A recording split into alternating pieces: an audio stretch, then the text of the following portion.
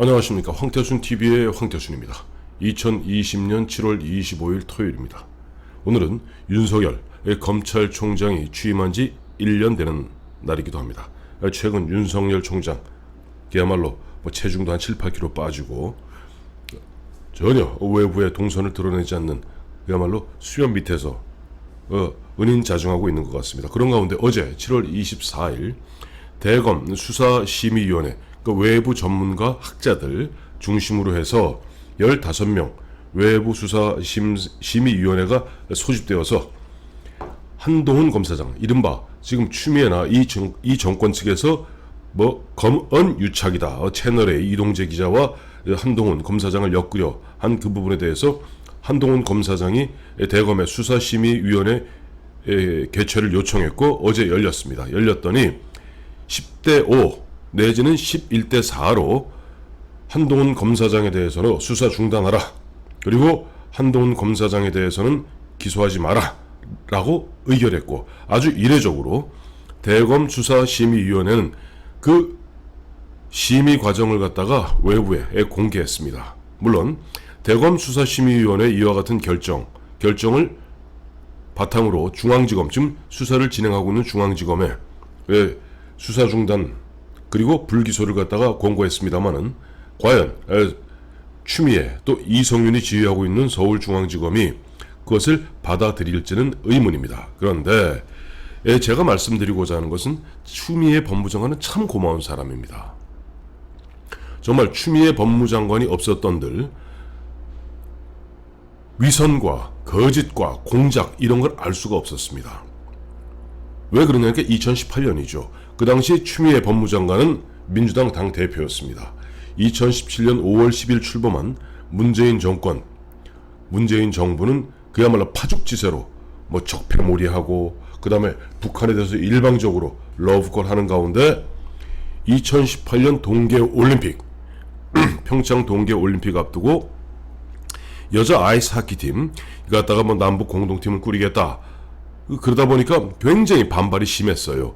그때 누가 집중적으로 댓글 단 거야. 그러니까 야 이거 보나마나 그 당시 자유한국당 이놈들이 하는 짓이구나 라고 해서 추미애 당시 민주당 당대표가 경찰에 수사 의뢰했습니다. 누가 드러났죠? 바로 드루킹입니다. 드루킹 자기들끼리 보면은 대선 때 문재인 대통령 위해서 경인선 만들면서 문재인 후보 위해서 자기들이 어마어마한 공을 세워서 오사카 총영사 정도는 받아내야겠다 생각했는데 그것이 김경수, 중간 매개체인 김경수를 통해서 잘 이루어지지 않자 자기들 실력을 보이기 위해서 평창 동계올림픽 여자 아이스하키팀 그때 집중적으로 정보를 공개한 겁니다. 그러니까 만약에 추미애 당대표가 그 당시에 경찰에 수사 의뢰를 하지 않았더라면 드루킹이라는 존재는 우리는 아무도 몰랐을 거예요. 그리고 김경수 지금 경남지사는 승승장구하고 있을 겁니다. 그런데 결과적으로 추미애 당시 당대표가 경찰에 수사 의뢰를 했고 경찰의 수사 결과 드루킹이란 그야말로 참 기함졸도할 그야가 대선에서 댓글 공작을 벌였고 또 그거 갖고 공치사 한다고 오사카 총영사 내라, 센다이 총영사는 안 되겠습니까? 이렇게 되는 가운데 그들의 위선과 공작 만천하에 드러났고 김경수 씨 일단 감옥에 갔다 왔습니다. 물론 아직 항소심 조만간 결정 나오고 대법원 결정까지 좀 기다려야 되겠습니다만 어쨌든 감옥살이 했습니다. 이번에도 마찬가지입니다. 이번에 4.15 총선 앞두고 한동훈 검사장 그리고 채널A의 이동재 기자가 유시민을 갖다 올가놓고 신라젠 문제로 올가놓기 위해서 이철 갖다가 압박했고 어쩌고 저쩌고 해서 검찰과 기자가 짜고 멀쩡한 사람 때려잡겠다고 나섰다고 뒤집어 씌웠는데 결과적으로 서서히 그때 그 작품을 만든 것은 MBC였습니다. MBC가 누구로부터 하청을 받았는지 모르겠습니다만은 MBC는 몰래 카메라까지 설치하는 가운데 그걸 보도를 했고, 그야말로 이동재 기자는 얼마 전에 구속 수감되었고 한동훈 검사장도 지금 그야말로 구속 위기에 몰려있는 상태인데, 거기다 최근에 KBS가 이동재 기자와 이동재 전 기자죠. 이동재 전 기자와 한동훈 검사장이 이렇게 저렇게 보면 유시민을 때려잡기 위한 결정적 스모킹 건을 발견했다 하고 9시 메인 뉴스에 때렸습니다. 그러자 이동재 기자 측에서 무슨 소리냐 하고 부산 녹취록 전문을 갖다 공개했습니다. 공개하고 나니까 새빨간 거짓말이에요. 한마디로 창작이었던 겁니다.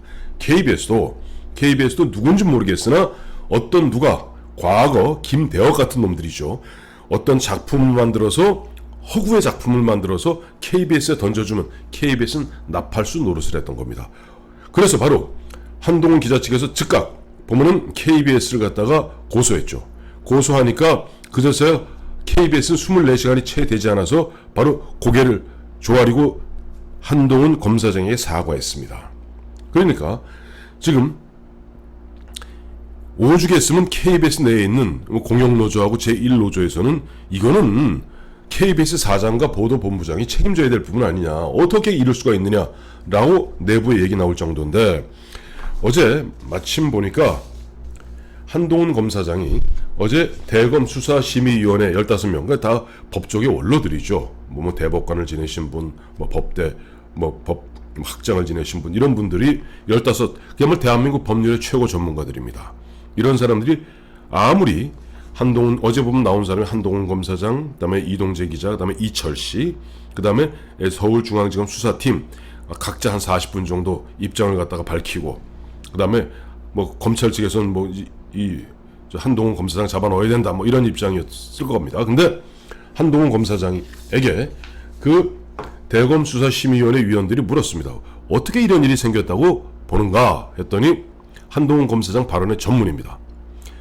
지금 이 말도 안 되는 상황은 권력이 반대하는 수사를 하면 어떻게 되는지 본보기를 보여주기 위한 것이라 생각합니다. 권력이 반대하는 수사라는 게 뭐냐면 바로 조국 수사입니다. 한동훈 검사장은 지난해 조국 수사를 갖다가 총괄 지휘했던 사람입니다.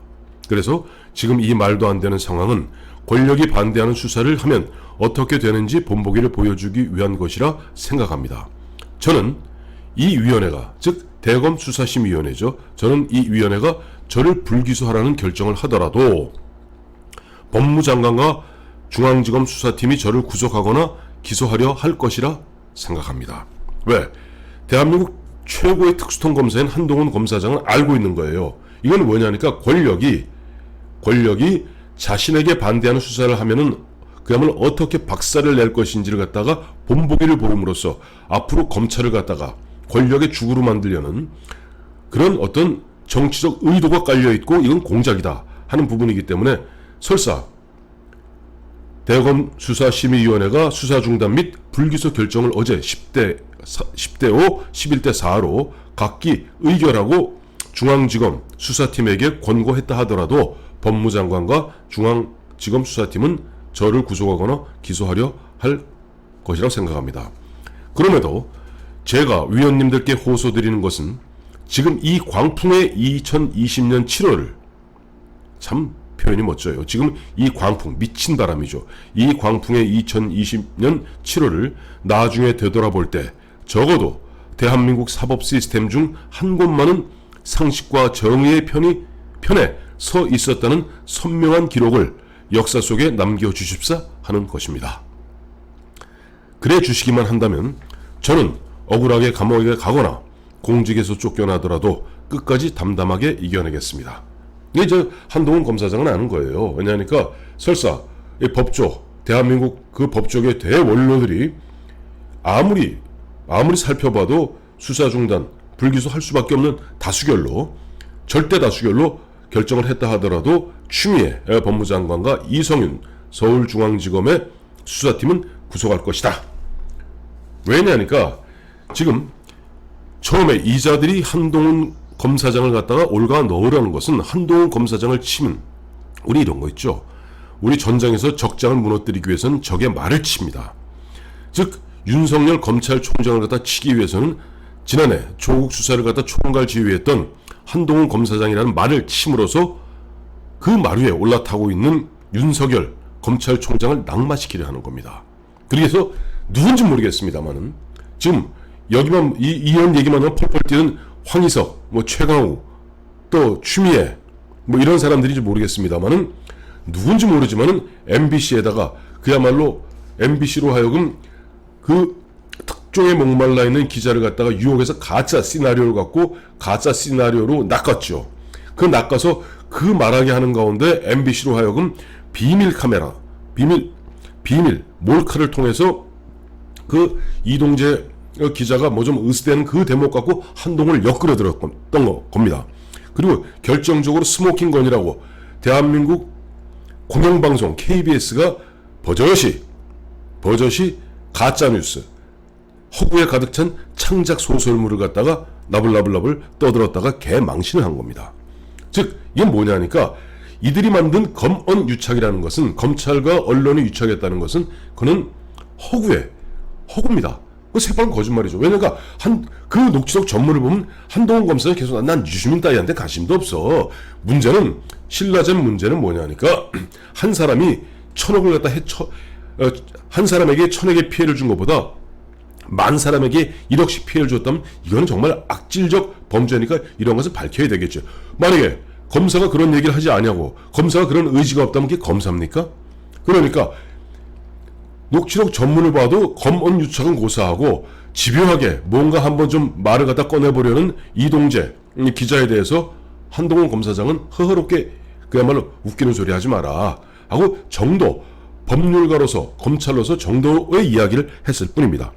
그런데 결과적으로 검언유착이라는 허구, 소설, 창작물, 가짜뉴스를 갖고 이들이 만들렸다 했던 것은 바로 MBC와 KBS를 동원하고 거기에 보면 권력에 지금 주구 노릇하고 있는 최강욱, 황희석, 거기다 추미애, 거기다 뭐 나불나불 유시민 또 나왔죠. 유시민 그동안 입 좀 꼭 다물고 있다가 이제 좀 살만하다 싶으니 나왔습니다. 유시민 이런 친구들이 나와서 나불나불 되는 가운데 결국 MBC, KBS가 동원되고 권력 어디선가 흔한 얘기로 오더를 때렸기 때문에 한동훈 검사장을 갖다가 잡아넣으려는 것은 전형적인 권언유착입니다. 즉 어느 권력, 그야말로 얼굴을 갖다가 숨기고 있는 권력과 KBS, MBC라는 공영방송이 결탁해서 만든 어마어마한 정치 공작이자 그야말로 대국민 사기극입니다.